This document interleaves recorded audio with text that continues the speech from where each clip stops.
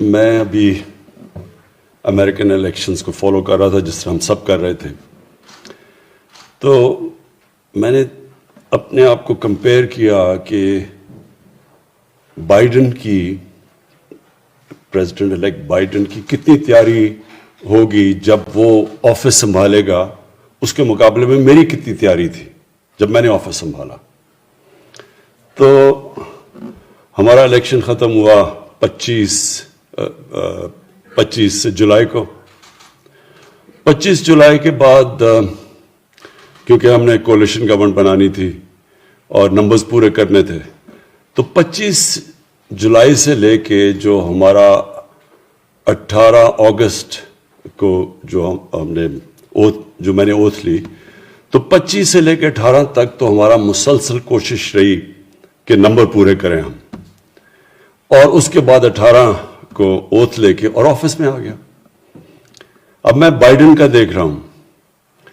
کہ جس دن الیکشن ختم ہوا ہے 2.5 مہینے اس کو ملے ہیں پوری تیاری کرنے کی، اپنی ٹیم سلیکٹ کرنے کی۔ ہم تو نمبرز پورے کر رہے تھے نا، وہ اپنی ٹیم سلیکٹ کر سکتا ہے، پھر اس کو پوری اب بریفنگز مل رہی ہیں ڈفرینٹ منسٹریز سے، جو بیوروکریٹس ہیں اس کو بتا رہے ہیں کہ ہر چیز کا کیا سچویشن ہے۔ تو کہنے کا مقصد یہ ہے کہ پہلے تو یہ چیز پاکستان میں اگر میں ہر چیز کو اپنی زندگی میں ریویو کرتا ہوں کہ کیا میں بہتر کیسے کر سکتا تھا، تو پہلی چیز تو یہ ہے کہ ہمیں اس کو یہ جو سسٹم کو ریویو کرنا چاہیے کہ جب آپ کی ٹیم بن جائے اس کے بعد پھر آپ کو ایک پورا ٹائم ملنا چاہیے گورنمنٹ سنبھالنے سے پہلے کہ اسپیسیفکلی گورنمنٹ کی تیاری کریں کہ آپ نے گورننس کیسے دینی ہے آپ کی ٹیم کی پھر بریفنگز ہو ہر محکمے کی۔ مثلا ریلوے منسٹر ہے تو اس کو پوری بریفنگ ہو کہ ریلوے کے اندر ایکچولی کیا سچویشن ہے، پھر اکانومی کے اوپر اسپیشلی پوری بریفنگ ہو کہ کس ڈیفیسٹس کیا ہیں، پھر بجلی کا کیا سچویشن ہے، گیس کا کیا ہے، تاکہ جب آپ آفس سنبھالیں تو آپ کو پوری طرح پتا ہو کہ میں نے کیا ایجنڈا امپلیمنٹ کرنا ہے۔ تو میں نے اب جب اپنے آپ کو دیکھتا ہوں تو ہمیں تو 3 مہینے تو صرف سمجھنے پہ لگ گئے۔ ہر چیز جو ہم باہر سے بیٹھ کے دیکھ رہے تھے وہ بالکل مختلف تھی جب گورنمنٹ آئی، تو 3 مہینے تک تو سمجھنے کی کوشش کر رہے تھے۔ اور پھر یہ بھی میں آپ کو بتا دوں کہ کئی فگرز تو، اور خاص طور پہ پاور سیکٹر کی، یعنی 1.5 سال تک ہمیں ایکچوئل فگرز کا ہی نہیں پتا چل رہا تھا۔ کوئی منسٹری سے کبھی کوئی فگر آ جاتی تھی، ہم سمجھتے تھے بڑا اچھا کر رہے ہیں، پھر پتہ چلتا تھا کوئی اور فگر آ گئی ہے اور ہم اتنا اچھا نہیں کر رہے۔ تو ایک تو میں اپنی اسیسمنٹ دے رہا ہوں کہ کبھی بھی گورنمنٹ کو، ایک نئی گورنمنٹ آتی ہے اس کو کبھی بھی اس طرح پاور میں نہیں آنا چاہیے، اس کی پوری تیاری ہونی چاہیے، اس کی پوری طرح ان کو بریفنگز دینی چاہیے۔ میں انگلینڈ میں مجھے یاد ہے کہ جب کنزرویٹوز لگ رہا تھا کہ ہار جائیں گے، اور جب کہ لیبر کی گورنمنٹ آئی، یہ جان میجر کی گورنمنٹ تھی، اور وہ جب جانے لگی تھی تو پھر ٹونی بلیئر جیتا تھا الیکشن۔ تو مجھے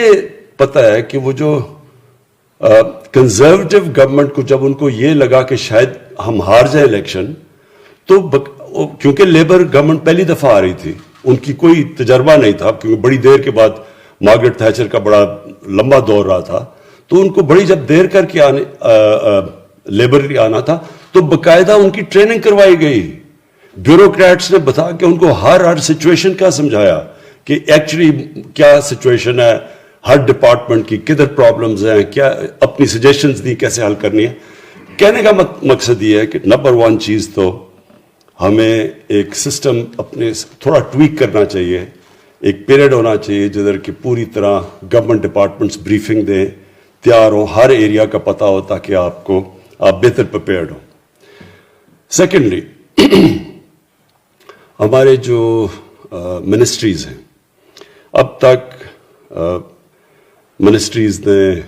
جس طرح ہم چلے ہیں دیکھ کے سیکھتے رہے ہیں آن دا جاب، اسی طرح منسٹریز کے اوپر بھی اسی طرح چیزیں آئیں، اور میں دیکھتا رہا ہوں کہ کئی منسٹریز نے زیادہ بہتر پرفارم کیا، کئیوں نے نہیں کیا، اور کئی سیکھ رہے ہیں، کئی آہستہ آہستہ ان کی پرفارمنس اوپر جا رہی ہے۔ اور پھر اس کے بعد ہمیں ایک ملک کے اندر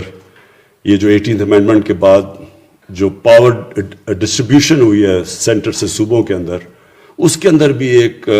مجھے لگا کہ ابھی تک 18th امینڈمنٹ کی پوری طرح اس ملک کو سمجھ نہیں ہے کہ کون سے شعبے، مثلا فوڈ سیکیورٹی ہے، میں صرف آپ کو مثال دے رہا ہوں، ہے تو ہماری فیڈرل گورنمنٹ کے پاس،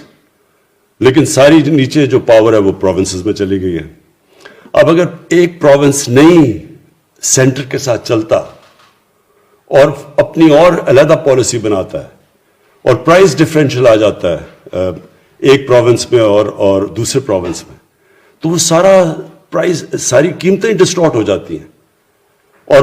ذمہ داری سینٹر کی ہے۔ گندم کی قیمت اگر آٹا مہنگا ہوا تو سب برا بھلا تو سینٹر کو کہہ رہے ہیں،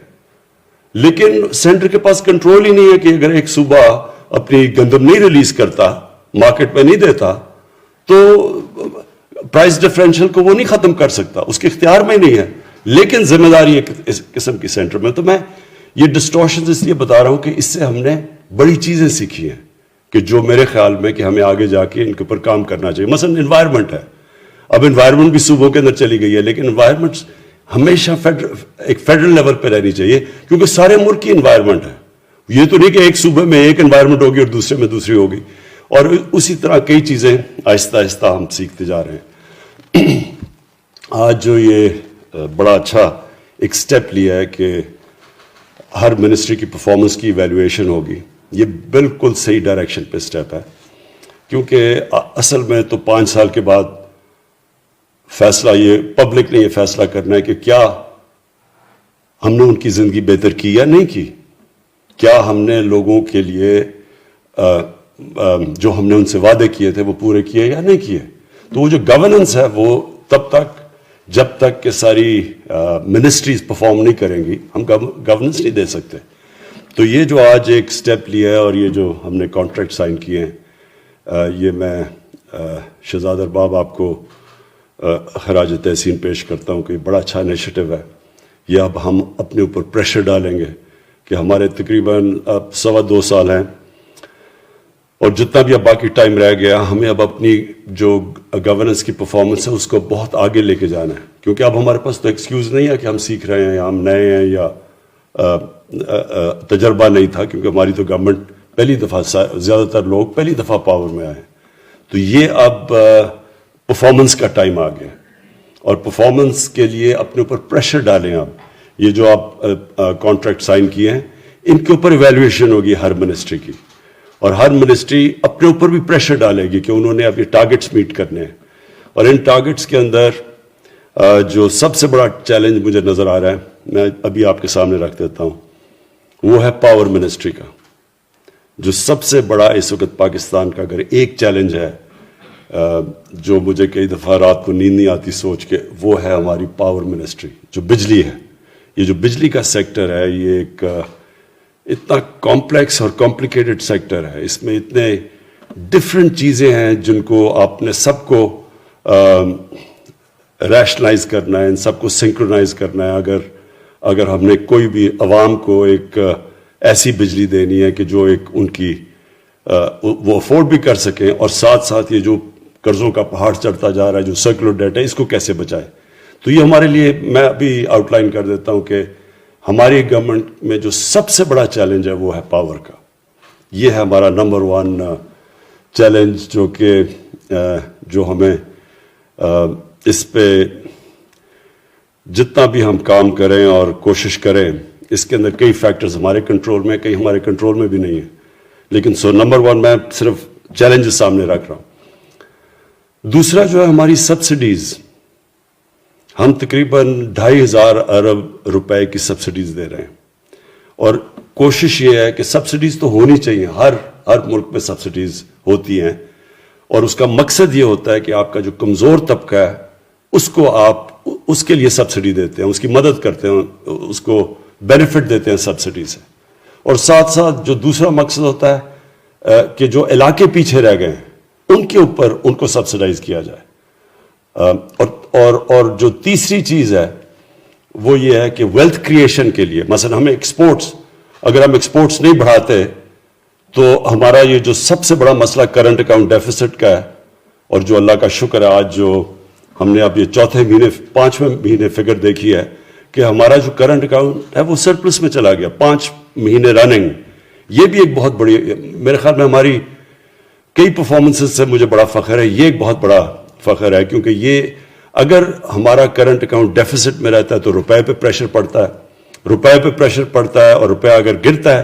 تو اس کا سب سے بڑا مسئلہ ہے مہنگائی. اور مہنگائی جو ہے وہ ہمیں، وہ بھی ایک چیلنج ہے کہ ہم نے لوگوں کے اوپر بوجھ نہیں ڈالنا. تو ایک تو یہ بہت بڑی ہماری اچیومنٹ ہے. لیکن جو سبسڈیز ہیں، سبسڈیز کو ویلتھ کریشن کے لیے استعمال کریں ہم، جو ایکسپورٹس بڑھانے میں، کوئی انڈسٹریز کو تاکہ لوگوں کو روزگار ملے اور اکانومی چلنی شروع ہو، وہاں تک ٹھیک ہے. لیکن کئی سبسڈیز ہیں کہ غریب آدمی کو بھی وہ سبسڈی مل رہی ہے اور عمران خان کو بھی وہ مل رہی ہے اور پیسے والے لوگوں کو بھی. تو وہ جو ہے سیکنڈ چیز جو ہماری ہے کہ ہم نے ان سبسڈیز کو ٹارگٹ کرنا ہے، فوکس کرنا ہے صرف ان 3 طبقوں کے اوپر. اور پھر جو ہمارا تیسرا بڑا چیلنج وہ میں کہہ چکا ہوں، ایکسپورٹس. جب تک ہم اپنی ملک کو ایکسپورٹس کی طرف نہیں لگاتے تو ہم کبھی بھی اس سے نہیں نکلیں گے، یہ وشس سائیکل سے، کہ ہم جیسی ہماری اکانومی اوپر جانے لگتی ہے ہمارا کرنٹ اکاؤنٹ ڈیفیسٹ اس لیے ہونا شروع ہو جاتا ہے کہ ہم امپورٹ زیادہ کرنا شروع ہو جاتے ہیں، وہ روپے پہ پریشر پڑتا ہے، پھر ہمارے فارن ایکسچینج ریزروز پہ پریشر پڑتا ہے، اور پھر ہمیں IMF کے پاس جانا پڑتا ہے. 20 دفعہ پاکستان IMF کے پاس جا چکا ہے. تو ایکسپورٹس کے اوپر ایک اسپیسیفکلی اب ہم نے پورا زور لگانا ہے. اور اس کے لیے میری اینڈ میں سم اپ کروں گا کہ میرا کیا پلان ہے اس پہ. اور پھر جو ایک اور بہت بڑا ہمارے اوپر پہاڑ چڑھتا رہا ہے وہ پینشنز کا ہے. ہماری جو پینشنز ہیں وہ اتنی ہر جگہ پروونشل گورنمنٹس کی اداروں کے اندر پینشنز اتنی بڑھتی جا رہی ہیں، اور کبھی کسی نے صحیح معنی میں پینشنز کا پلان نہیں کیا. تو وہ ڈاکٹر عشرت ہم انتظار کر رہے ہیں کہ آپ کی جو ایک اسکیم پینشن کی آئے، جو کہ ملیشیا میں ڈاکٹر مہاتر نے تو کہا تھا کہ وہ پینشنز کو سیونگز میں کنورٹ کر دیا، وہ تو ان کا ایسٹ بن گیا. تو ہمارے لیے تو اس وقت پوری لائبلٹی بنی ہوئی ہے. ایک تو وہ بہت بڑا ہمارے لیے چیلنج ہے. اور جو ہم نے سیکٹرز کے اوپر خاص کانسنٹریٹ کرنا ہے وہ ہمارا ایگریکلچر ہے، اس کے اوپر ہم نے کانسنٹریٹ نہیں کیا. ایگریکلچر ایک ہے کہ اگر ہم اپنی پروڈکٹیوٹی کے اوپر زور ڈالتے رہیں تو وہ ایک ایسی چیز ہے کہ وہ ملک کو، ہمارا ایگریکلچر ایک امپلائمنٹ بھی دیتا ہے، اور پھر صرف پروڈکٹیوٹی بڑھانے سے ہماری فوڈ سیکیورٹی بھی ہو جاتی ہے، اور ملک کو بھی ہم اٹھا دیتے ہیں. اور ادھر چائنا کا ہمیں بہت فائدہ ہے، بیکاز چائنا کے ساتھ جو سی پیک کے اندر اب ہم ایگریکلچر کے اوپر بھی کانسنٹریٹ کر رہے ہیں، اس کی ٹیکنالوجی ٹرانسفر اور پروڈکٹیوٹی میں، تو انشاءاللہ وہ بھی ہمارے لیے بہت بڑا فائدہ ہوگا. تو میں آخر میں جو میں نے 2.25 سال کے بعد ایک نتیجے پہ آیا ہوں کہ ہمارا جو گورننس ہے، ہمارے گورننس سسٹم کو ڈاکٹر عشرت پوری کوشش کر رہے ہیں کہ سول سروس ریفارمز ہو تاکہ تیزی سے چیزیں ہوں ہماری گورننس سسٹم کے اندر. لیکن جو میں نے ایک چیز ریئلائز کی ہے کہ ہمیں اب پرائرٹائز کر، جب تک ہمارا سسٹم، ہمارا بیوروکریسی کا سسٹم اور تیز چلنا نہیں شروع ہوتا، اس تک ہمیں یہ کرنا پڑے گا، اس ٹائم تک کہ ہمیں چینلز بنانی پڑیں گی کہ جو ہماری ٹاپ پرائرٹی کی چیزیں ہوں گی ان کو اے گریڈ میں ڈال دیں گے، اور پھر جو سیکنڈ بی گریڈ اور سی گریڈ اس طرح کر دیں گے. ان چینلز کو جو آن لائن رکھیں گے، جو بھی ہمارے اے گریڈ کے پروجیکٹس ہوں گے ان کو ہم آن لائن فالو کریں گے، اور کسی قسم کی ان کے اوپر رکاوٹ نہیں ہونی چاہیے. کیونکہ میں نے ریئلائز کیا کہ اتنے امپورٹنٹ سبجیکٹس ہوتے ہیں، اربوں روپے کا ملک کو نقصان ہوتا ہے، فائدہ یا نقصان ہونا ہوتا ہے، اور وہ جا کے پھنس جاتے ہیں کسی منسٹری میں، اور پھر وہیں پھنس جاتے ہیں. کوئی پتہ ہی نہیں چلتا کہ مہینہ 2 مہینے، یعنی کوئی ایجنسی نہیں ہوتی کہ ملک کو فائدہ یا نقصان ہے، لیکن وہ چیزیں پھنس جاتی ہیں. تو ہم نے یہ جو ایک چینل اب بنانی ہے کہ پہلے تو ادھر سے شروع کریں گے کہ جو ٹاپ پرائرٹی ملک کے سب جو ایشوز ہیں، جو ہمارے جو سبجیکٹس ہیں، ان کو ہم نے فاسٹ ٹریک کرنا اور فالو کریں گے کہ کہیں بھی رکتے ہیں تو پینلائز کیا جائے گا ان منسٹریز کو جدھر بھی کہ وہ کسی وجہ سے بھی ایک ملک کے لیے جو پرائرٹی والے پروجیکٹس ہیں وہ سلو ڈاؤن نہ ہوں. اور میں خاص طور پہ ایکسپورٹ سیکٹر کے اوپر میں یہ کہتا ہوں، اور ہماری جو انڈسٹریز ہیں جو اس وقت انڈسٹریلائز کر رہا ہے ملک، اور اس کے اندر جو بھی چیزیں ملک میں ڈالرز لے کے آتی ہیں، جس سے ہمارے یہاں ڈالرز بچتے ہیں یا ملک میں ڈالر آتے ہیں، اس کو ہم نے پرائیورٹائز کر دینا ہے، کیونکہ یہ ایک ہمارا ونربل ایریا ہے کہ ہمیں ڈر یہ ہے کہ جیسے جیسے ماشاءاللہ ہماری اکانومی گرو کرنی شروع کی ہے اور ہمارا کنسٹرکشن سیکٹر اٹھ رہا ہے، انڈسٹری چل رہی ہے، تو اب خوف یہ ہے کہ پریشر پڑنا شروع کر دے گا ہمارے کرنٹ اکاؤنٹ کے اوپر، اور پھر کیونکہ جیسے جیسے اکانومی گرو کرے گی، امپورٹس بڑھیں گی، اور وہ جو ہمارا پریشر ہے کسی طرح اس کو ہم اوائڈ کر لیں، یعنی ہم اپنی کرنٹ اکاؤنٹ کو ڈیفیسٹ میں نہ جانے دیں تاکہ روپے پہ نہ پریشر پڑے، وہ سب سے کرٹیکل چیز ہے اس وقت۔ کہ اللہ کا شکر ہے جیسے بھی یہ 2 سالوں کی بڑی مشکلوں کے بعد ہماری جب اکانومی اب چلنی شروع ہوئی ہے اور ہمارے پازیٹیو سائنز نظر آ رہے ہیں، تو یہ امپورٹنٹ یہ ہے کہ آگے جو پٹ فالز ہیں ہم ابھی سے پری ایمپٹ کریں ان کو۔ تو میں انشاءاللہ شہزاد ہم اس کی ایویلیویشن رکھیں گے اپنی منسٹریز کی، اور یہ بڑا اچھا انیشیٹو ہے کہ ساری منسٹریز کو ہمیں پتہ ہوگا کہ جو انہوں نے ٹارگٹ سیٹ کیے کیا وہ اس کے اوپر میٹ کر رہے ہیں یا نہیں، اور پھر اسی کے اوپر ان کی ایویلیویشن ہوگی۔